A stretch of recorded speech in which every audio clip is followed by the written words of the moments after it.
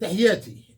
الكل كيعلم وكيعرف على أن الأسبوع الماضي كان فيه نقاش في البرلمان الهولندي حول سحب الثقة بالحكومة ومن الوزيرة فابر، وهذا على خلفية عدم قبول الوزيرة فابر وزيرة الهجرة والاندماج أنها توقع على 5 ديال المحاضر اللي كتخول لصحابها بكسب أو منح الوسام الملكي في هولندا.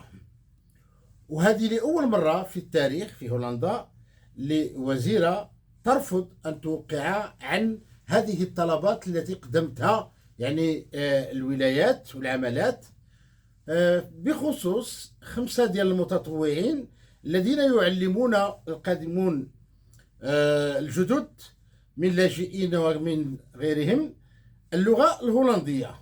فهم عبارة عن متطوعون منذ سنوات كيقرروا الهولندية للأجانب والوزيرة لم تريد أن توقع على منح هؤلاء الوساح الملكي.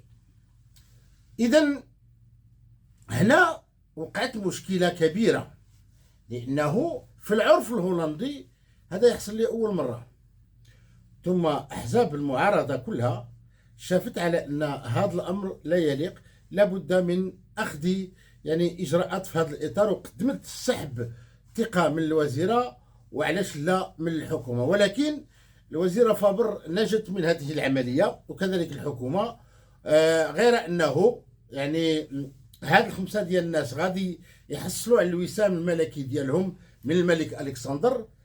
إذن الآن هاد الأخذ والرد في إطار تشيح أجانب أو تشيح ناس خدامين مع الأجانب.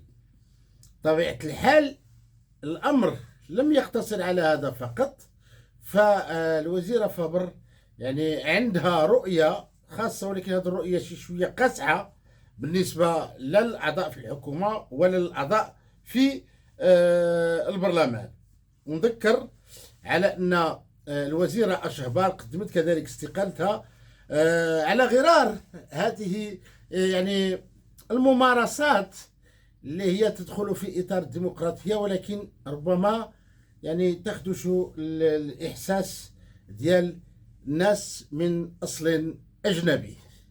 إذا ننتظر في الأيام القادمة شنو غادي يصرى، شنو غادي يوقع، وهل تحصل هؤلاء ال5 على الوسام الملكي أم لا، وأعود لكم لأخبركم بذلك.